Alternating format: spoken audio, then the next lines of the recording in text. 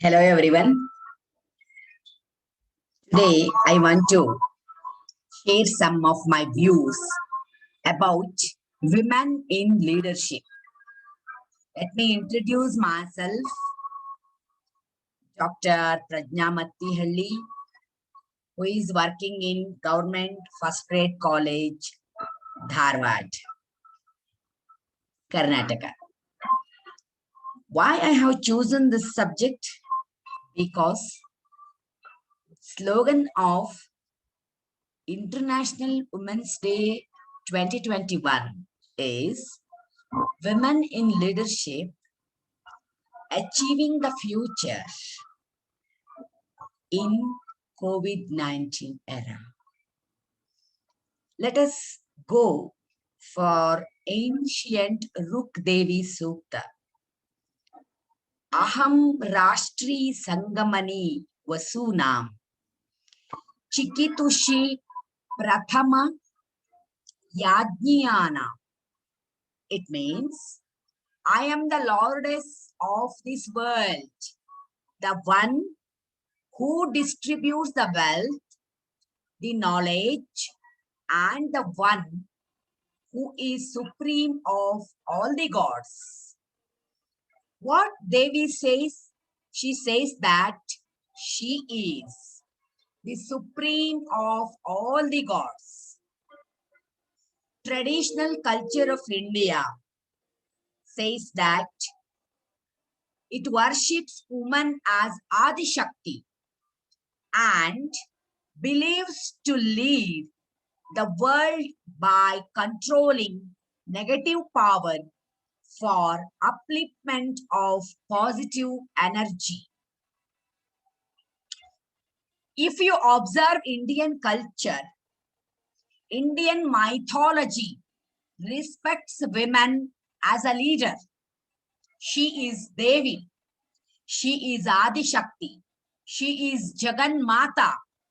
She is mother for entire world.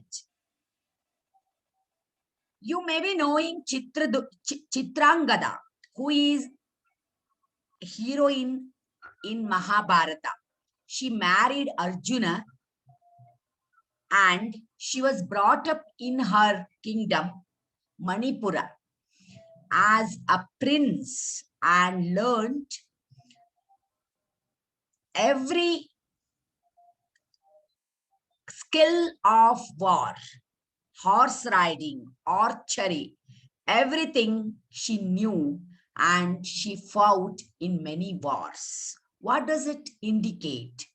Women can do anything. She can lead anybody. She can prove herself as a good leader. If you observe Indian history, you may be knowing about Queen Abbakka. She is from Ullala of Karnataka and she fought against Portuguese. And you may be knowing Channamma, who is from Kittur, which comes under Belgaum district of Karnataka state. She ruled and fought for Kittur, which is a small place, but her story is really worth hearing. As well as Jhansi Rani Lakshmi Bai, Queen of Jhansi, which is in India, and she proved herself as the best leader in protecting her land by fighting against British Empire. Very interesting story among all the women fighters is about Belavadi Mallamma. She is daughter of Madhulinga Nayaka, who is king of Sode of Karnataka, and Mallamma was brought up as a boy. She was given with all kind of training, how to fight in a war, how to use the weapons in a war. After her marriage with Isha Prabhu, who is from Belavadi, Actually, she collected 2,000 warriors, female warriors, and she is credited with being the first queen in the history, the Indian and Indian subcommitment who built and trained a women army in 17th century. That army fought against many kings and won the wars also. In 17th century itself, she could do such a kind of thing which is unimaginable in nowadays. So she fought against the powerful Maratha army led by Chhatrapati Shivaji Maharaj. He himself was impressed by her war skill, and he relieved her, and he honored her with many medals also. Women are powerful agents of change, and for reach benefits of diversity and gender parity in leadership and decision making are increasingly reorganized in all spheres. Still, women continue to be vastly underrepresented in decision making in politics, business, and even communities. It's time for the world to recognize the benefits of women leadership and commit to place even more women in positions of power.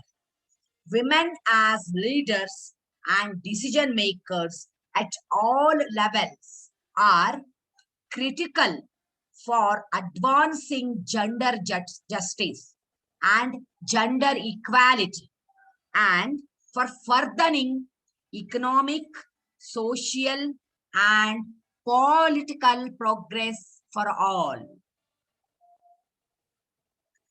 Women, when women are meaningfully represented and encouraged in leadership bodies such as legislatures, courts, executive boards, community councils, laws, rulings, and decisions are more likely to be inclusive, representative, and take diverse views into account.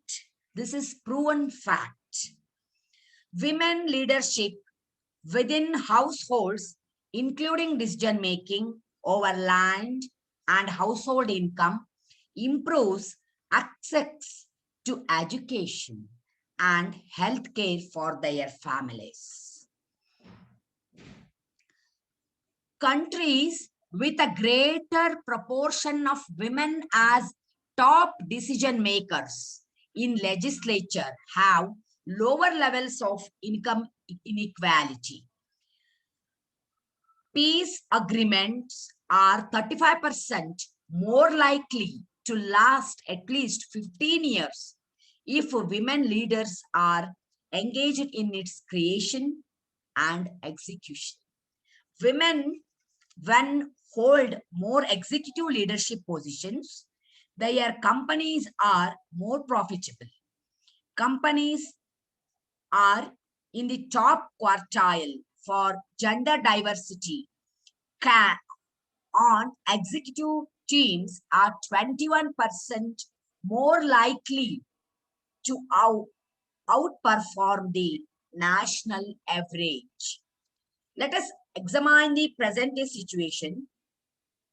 It's necessary to get rid of inherent biases and perceptions about the effectiveness of women in roles of authority. Germany, Taiwan, New Zealand have women heading their governments. They managed pandemic much better than their neighbors. Female governors acted more decisively by issuing earlier stay-at-home orders. Hong Kong, which is led by women, recorded 1,056 cases and 4 deaths, while Singapore, which is a similar economy and comparable demographic characteristics, is led by a man, recorded 28,794 cases and 22 deaths in the same period. Similarly, Norway, led by a woman, had 8,257 cases and 233 deaths, while Ireland, led by a man, recorded 24,200 cases and 1,547 deaths. Taiwan recorded 440 cases and 7 deaths, while South Korea had 11,078 cases and 263 deaths. Studies suggest that men are likely to lead in a task-oriented style and women in interpersonally oriented manner. Women, therefore, tend to adopt a more democratic and participative style and tend to have better communication skills also. This has been in evidence during this crisis in the decisive and clear communication. Very clear communication style adopted by several women leaders, whether in the Norway Prime Minister's Erna Solberg,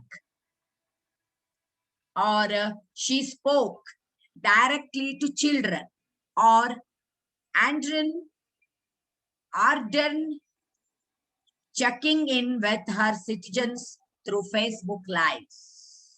So, however, this is a simplistic explanation. While women leaders were risk averse with regard to lives, they have clearly been prepared to take significant early risks with their economies by locking down early. So women leaders seem to have been significantly more risk averse in the domain of human life, but more risk bearing in the domain of the economy. You may be knowing Ellen Johnson, who is president of Liberia.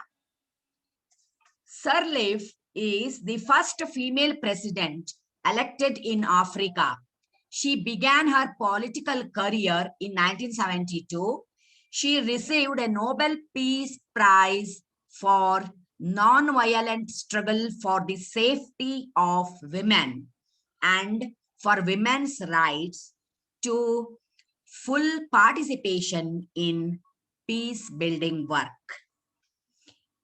So Taiwan president, as I have already mentioned, Tsui Ing-wen is proven herself as a good leader. Angela Dorothea Merkel, she is Chancellor of Germany. She has proven herself as a best leader. Jacinda Ardern, who is Prime Minister of New Zealand. Actually, you may be knowing even the State Councillor of Myanmar, Aung San Suu Kyi. Suu Kyi took on the role of opposition leader against dictator General Ne.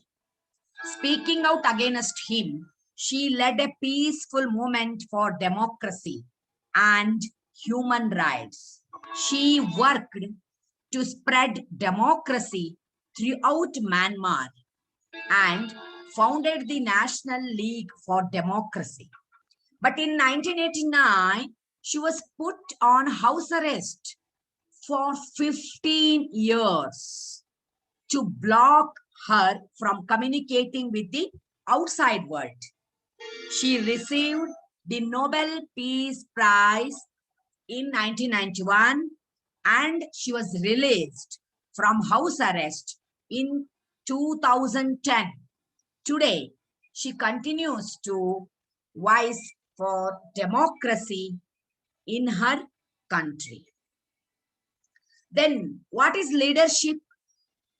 The action of leading a group of people or an organization is called leadership. It is a process of social influence which maximizes the efforts of others towards the achievement of goal, can be called as leadership. It is the art of motivating a group of people to act toward achieving a common goal. In a business setting, leadership means directing workers and colleagues with a strategy to meet the company's needs. What are the qualities of leadership? Effective communication, goal setting, strategic thinking, innovation and action, responsibility, time management, self-awareness, empathy can be quoted as good qualities of leader. But we have to look about the disturbing fact that percentage of women in senior leadership roles in business has remained relatively steady. Only 4.9% of Fortune 500 CEOs and 2% of S&P 500 CEOs are women. And the numbers are declining globally. There are, of course, many factors that contribute to the death of women at senior levels. Lot of research has shown that unconscious bias plays a significant role in hiring and promotion decisions, which also contributes to the lower number of women in key positions. Let me quote Maya Angelou. In her poem, she says that sun, rain, curving sky, mountain, oceans, leaf and stone, star shine, moon glow. You are all that I can call my own. And Sylvia Plath, who is a big name in the field of women freedom. She writes in her poem, Lady Lazarus, she says that dying is an art. She says, dying is an art. Like everything else, I do it exceptionally well. I do it so it feels like hell. I do it so it feels real. I guess you could say I have a call. Edna St. Vincent Millay, she writes in a poem called I Being Born a Woman and Distressed. I being born a woman and distressed by all the needs and notions of my land, am urged by your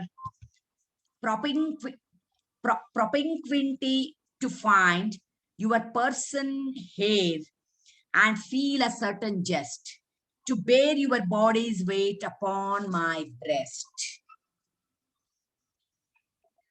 You may be knowing about Malala Yousafzai. Malala is a Pakistani education advocate who at the age of 70 in 2014, she fought and she proved herself as youngest person to win the Nobel Peace Prize after surviving in an assassination attempt by the Taliban.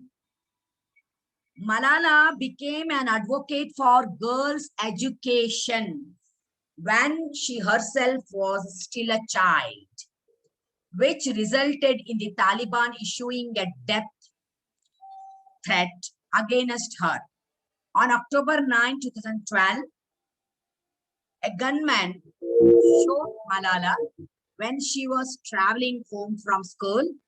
She survived and has continued to speak on the importance of education. She has proven herself as very good leader.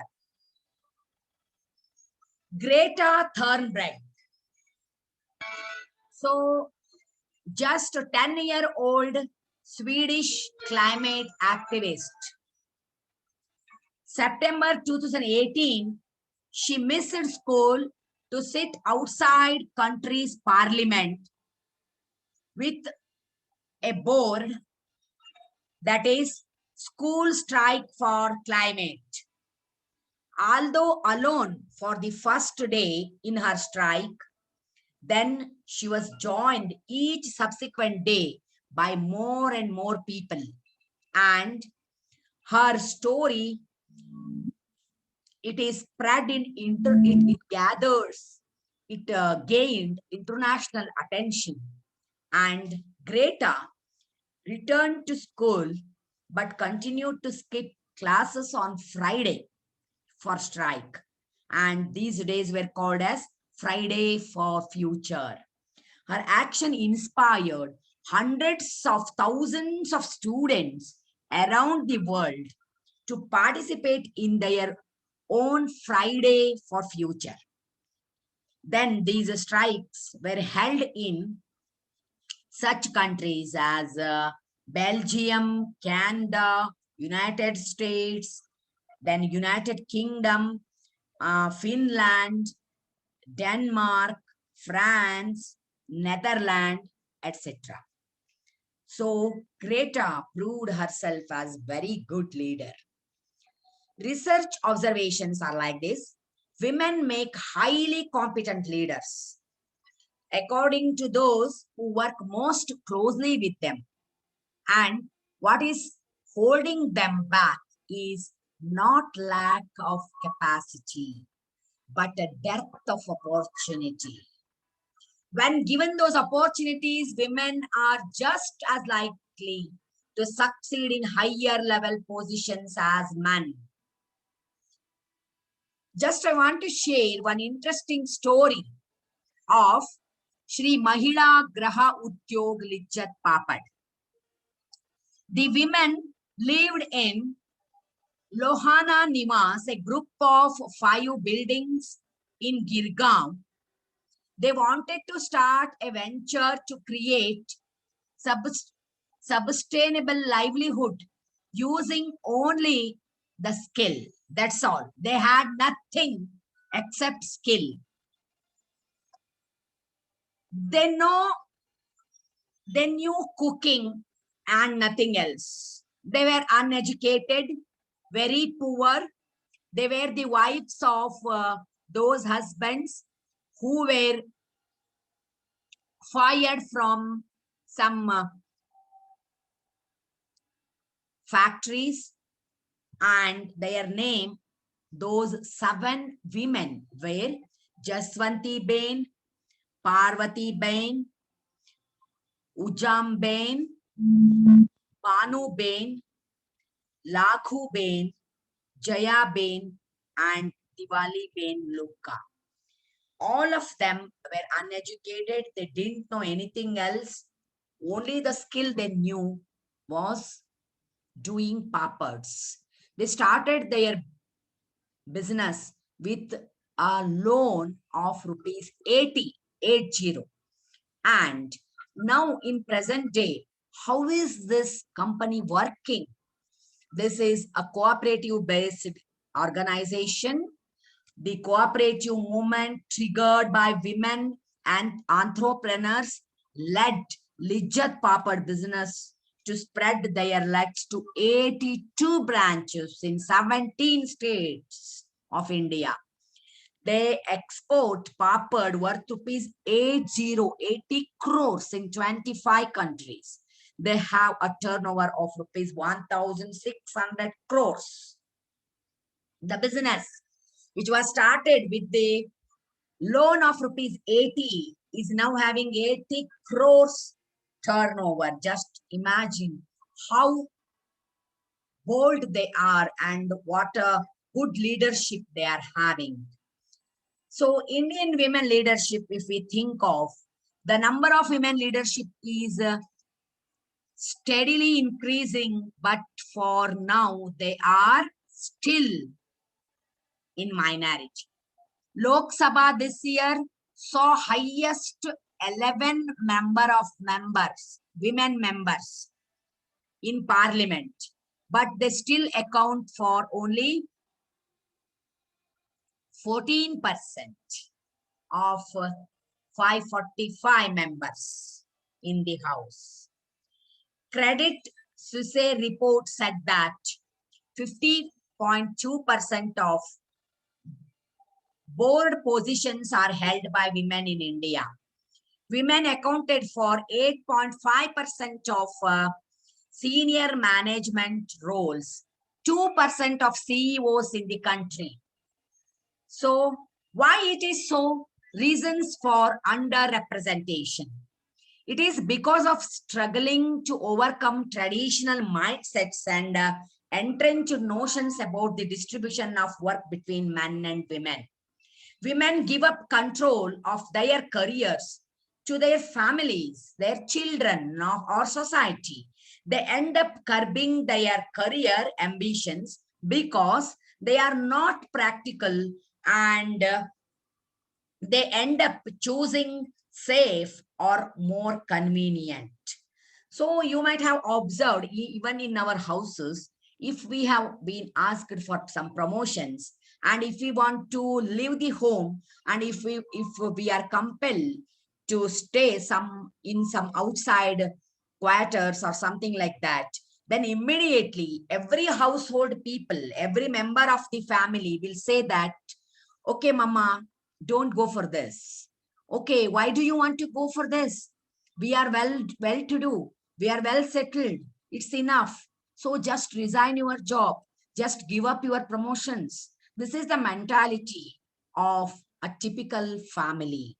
So our families want women to be there in their amidst of the four walls. So we are being observed about the difference in how boys and girls are raised. Boys are told to be aggressive and dreaming big, whereas women are told to be kind, quiet, smile a lot, and dream realistically. So we have been taught to become good cooks, good caretakers, good nurses, and sometimes good teachers, but nothing more than that.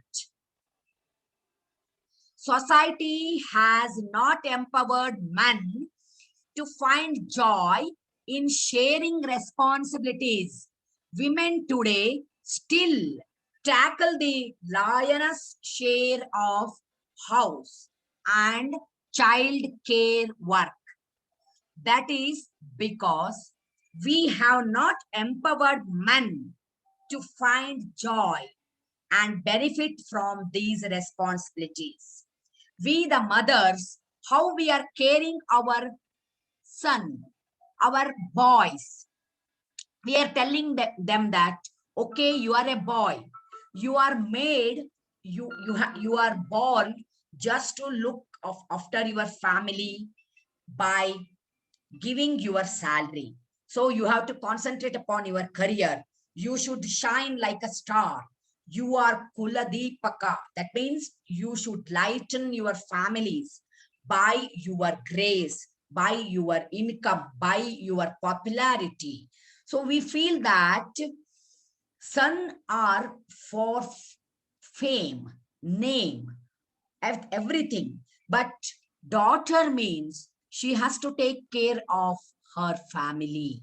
She should be very good mother, very good daughter-in-law, and she should be praised by everyone in the family, because of her cooking, because of her nursing, because of her caretaking, etc. Why this discrimination? Why don't we want our daughters to become career minded? Why we are not allowing them to dream big? Why we are not asking our son-in-laws to take the responsibilities of the home? Why don't they share the responsibilities? Don't base your choices on home and kids. We should advise our daughters. Consider your strength, weakness, and skills as you decide where you want to get in your career and how you will get there. All of us are born to be successful, whether men or women. We are equally capacity filled. We are given with same capacities by the grace of God. So it is, we is dreaming of a goal and striving to achieve is only a man's right? No. Is it fair to ask women to kill their dreams and only focus on the home when they have career ambitions? Men, empower yourselves to take up equal responsibilities. Please, we should ask each and every human being to be impartial, and women will automatically be empowered. So, empowerment should be there in the world of men also. They should be empowered with the capacities of caring the families, look after the kids, look after their education, look after their food, diet, everything. So they should not depend upon the female. They should relieve the female, or they should relieve the women just to go for the success of the career. In such a situation, really, it will be a wonderful world.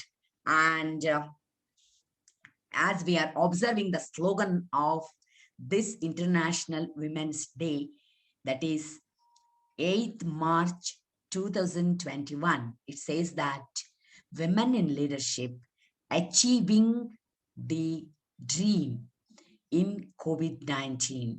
So achieving the equality by success, it is possible because everyone know that we female are equally capable of achieving our dreams.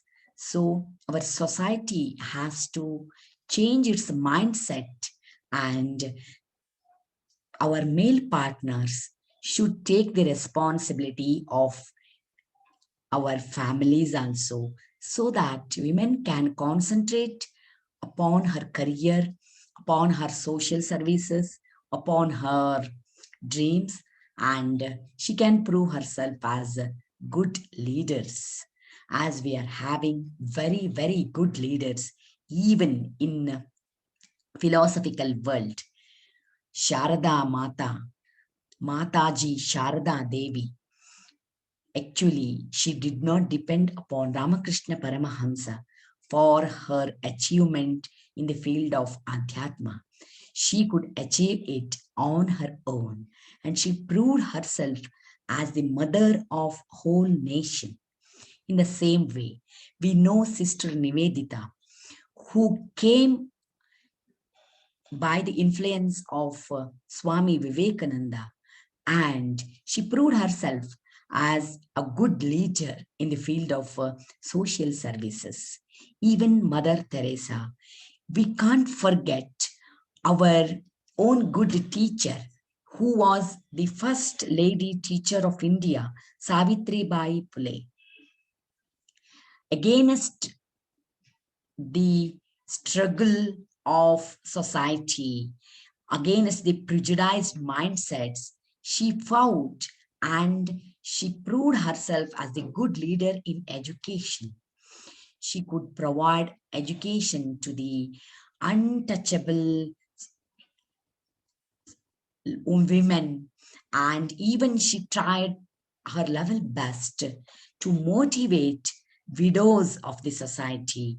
She encouraged widow marriages. Even she helped many widows who were mothers. And this was a story, but it is a proven fact. And my dear young girls, I believe that nowadays you are provided with many facilities, you are provided with education and also career opportunities. So, my request is don't lose your confidence at any point of time in your life. Go ahead, go ahead, go ahead till you reach your goal, till you reach your dream. So, dream big, dream beautifully, and try to achieve it. I wish all the success to all of my women fraternity. Let us togetherly get the success in this field. Let us prove ourselves as good leaders, even at home, even outside society. Thank you, one and all.